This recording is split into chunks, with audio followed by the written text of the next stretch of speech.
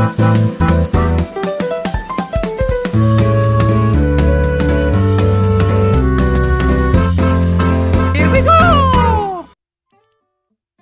everybody, this is the handheld gamer Bill Brown. Sorry the video was delayed one day. I had an infection in my esophagus, so it was causing a little bit of difficulty in breathing and asthma and all that stuff, non-fun stuff. But I got some medication and I'm recovering now, so I'm getting much better than I was. Anyways, today we're going to be looking at SuperRC Pro on the Game Boy. Really a fantastic, fun game. I want to take a look at the Game Boy because we just recently celebrated its 30th anniversary. So I want to take a look at the Game Boy, the games themselves, one by one, and show you why this handheld is fantastic and so well loved. So anyways, let's check out SuperRC Pro. So sit back and I hope you enjoy the show. Here is SuperRC Pro on the Game Boy. It was developed by Rare, a UK-based company, for the Nintendo Game Boy. Released in North America in June of 1991. In Europe, April 23rd of 1992. It was also released later on in 1998 as a part of Nintendo's Player Choice series. And the series included all the Game Boy titles that sold over 1 million copies. So this is a follow-up to the Nintendo Entertainment System game of RC Pro-Am, which had 24 tracks, and you play these little remote RC racing cars, going through tracks, avoiding obstacles such as oil spills, water, and so on, and also collecting power-ups. So fantastic game. This is kind of like the pre-Mario Kart of sorts. So fantastic game. Anyways, this version on the Game Boy also features 24 tracks that increase in difficulty. The object of the game is to get into the top 3 to qualify for the next race. So you collect power-ups along the way of weapons and upgrade your car. You can also play up to 4 players with the 4-player adapter and of course link cables. So a lot of fun, as you can see, racing around this track. Still fun today. I had fun capturing this footage, and after capturing the footage I went back and played quite a bit more. It's a lot of fun. The Game Boy version is good. The music in the game you hear is not from the Game Boy, just so you know. It's the Nintendo NES version. The Game Boy doesn't have music, so it's just a bunch of sliding noises and so on. So no music in the game, but that's why I added it to the video, so don't be alarmed when you get it and you have no music. But like I said, fantastic game for its time. The graphics were really good on the Game Boy. As you see, I described a roll bar, which gives you a limited time of invulnerability. There is these little arrows you run over, and when you get over an arrow, it gives you a speed boost. The water slows you down, the oil makes you spin out. Be careful from those, and there's different types of weapons. Ones that drop behind your car, like a bomb, and then missiles. So fantastic game. I really like the graphics, and we're just gonna watch as we race around the tracks here. And I believe, just like the Nintendo NES version, after you spell the word Nintendo, as you collect each time you win a race, you get a letter. So N, next track if you win, you get an I, and so on. So once you spell Nintendo at the end, then you get to go on to the next races with new cars, so different types of cars, so each car gets a little faster along the way as you go. So fantastic game, really love it.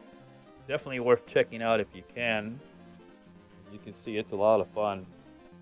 And every time I play these Game Boy games, I'm amazed by what each developer did to push the system, the graphics and so on, because the screen wasn't so powerful and graphics wise, but they really made it up for it in gameplay and things like that, and did a lot of things that other companies were trying to compete with them, such as Sega and then the Atari Lynx.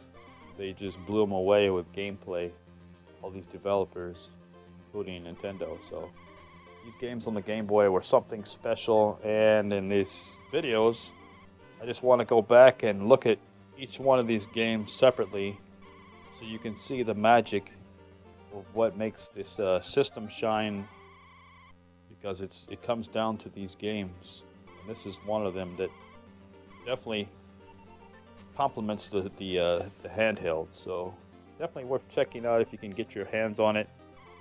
I'm not sure if it came to any virtual consoles. I don't think so.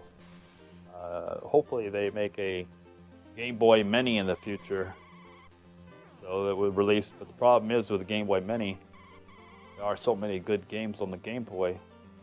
They're gonna have to really go through that list and put maybe, I don't know, maybe top 20 games on it. I don't know how many games they would put on the Game Boy Mini if they ever did one. But fantastic game, definitely, like I said, worth checking out. I am going to cut off the mic here and just let you guys enjoy the rest of the gameplay.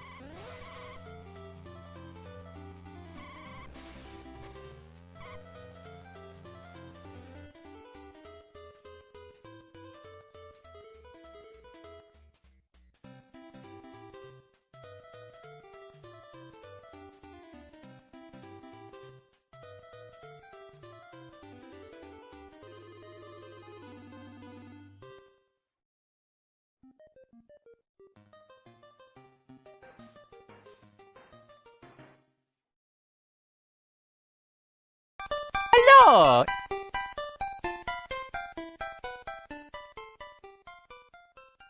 Thank you, my friend.